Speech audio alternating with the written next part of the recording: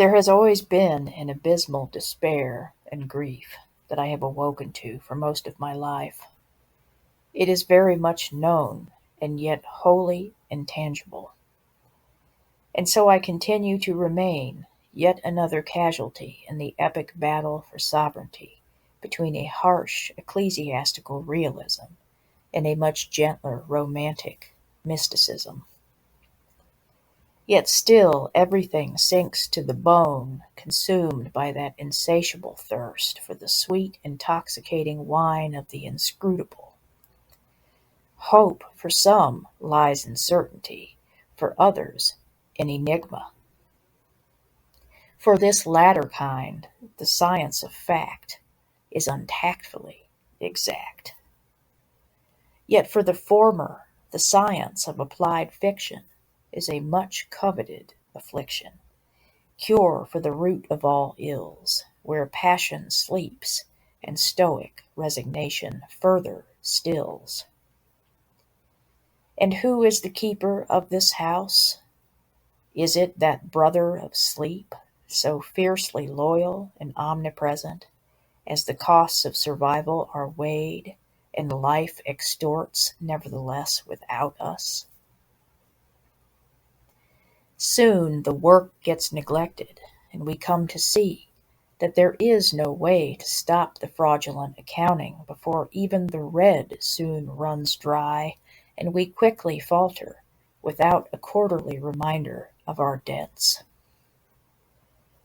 Yet the overseer has still managed to keep us aright, and we can at least be assured that as long as there is blood coursing, hot and quick beneath the skin, the books will remain in balance.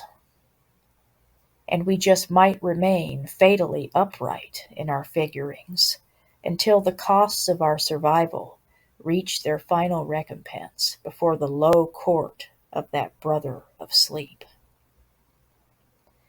For soon even the overseer decides that he can live in indigence with us no longer, thus granting our guardianship to this brother of sleep, more commonly revered as death, the mortal enemy, yet forbidden, secret lover of the life we had so carelessly spent, trying to preserve.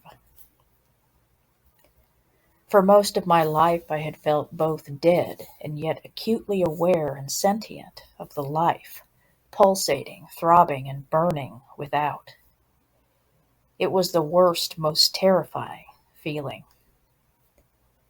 And so would I force myself out to breathe in this life which I felt I did not possess, but would hear voices of condemnation, persecution, and rebuke, bearing accusations of my dubiety and duplicity.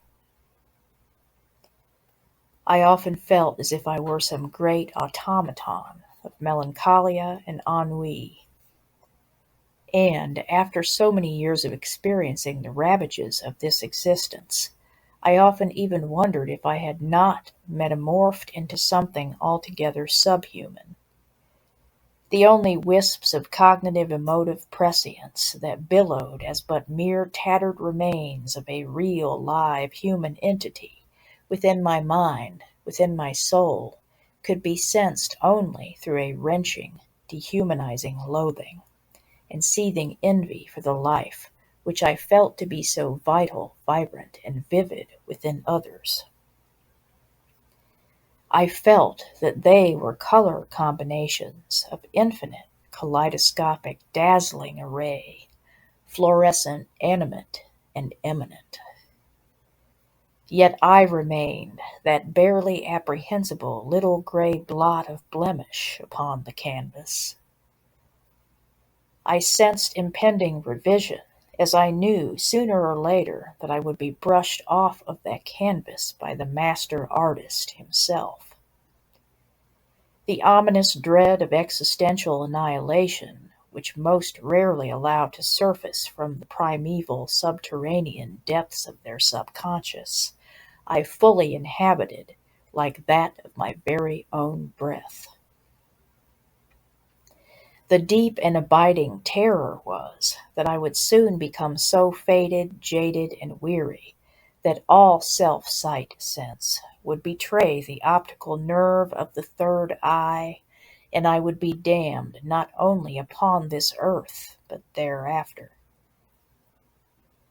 Yet I did not know which terrified me most, the prospect of extinction into utter oblivion, or that of an eternity spent in some Gehenna of my own creation. And I not only began to question who I was, but what I was. I began to develop complex fantasy structures to cope with the anguish wrought by my hypervigilance. I dreamt of being anything that was not human, just to feel a dignified part of some species of life.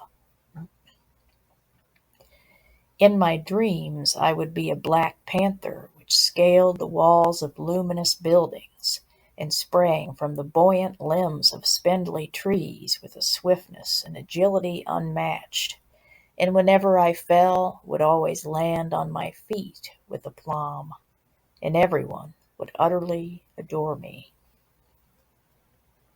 I was a heartbeat tripping all over itself. I was a breath, ragged with the ambivalence of that ancient longing to striate two irreconcilable worlds. I often wondered which insanity was sane, and which sanity was utter madness. For the true madness housed itself within the need to ask the question at all.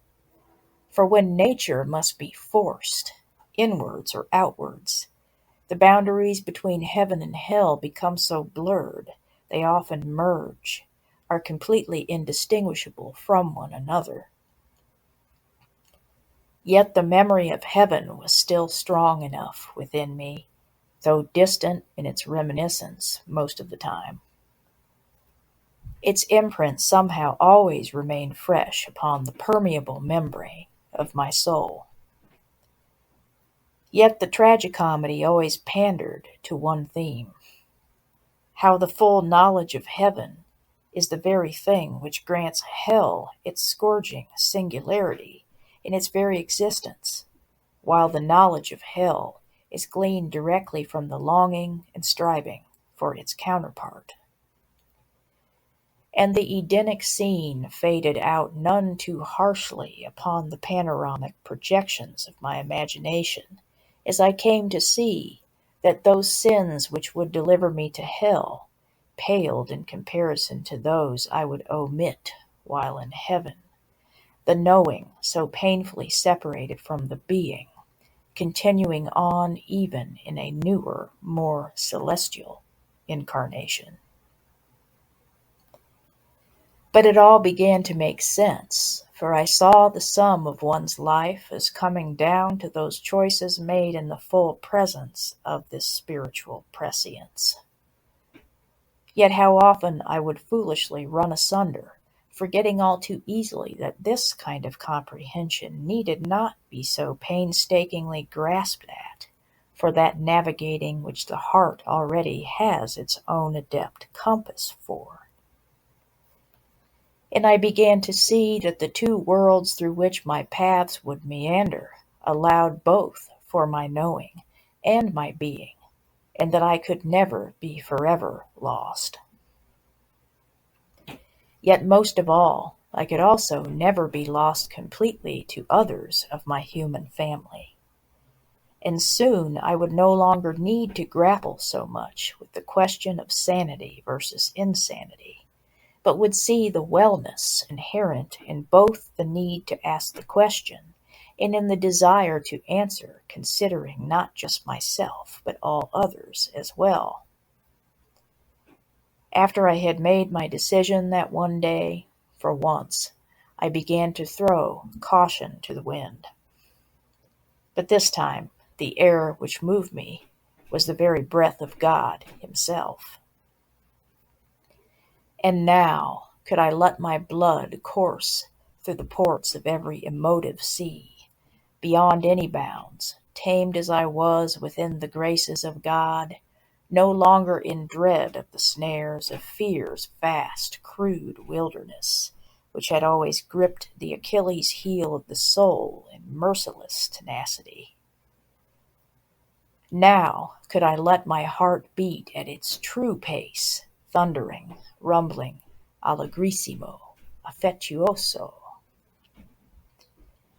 Now could I allow joy and courage to lend final conciliation with grief and cowardice, so that my mortal soul could finally meet its noblest cause, that indefinable yet overbearing thing which had kept it for so long now tied to this blessedly cursed earth. Now could transcendence be seen for what it had truly been all along, pure beingness, right here and right now. Now the inherent wisdom of the primordial mind needed no longer turn to the counsel of the nihilistic Nietzschean platform, spouting the pithy propaganda of contrived self-determinism and stoicism. No longer would my human organism stop the very natural, right, and true processes of life itself, with blind adherence to such countless corrosive ideas, regiments, and schemes.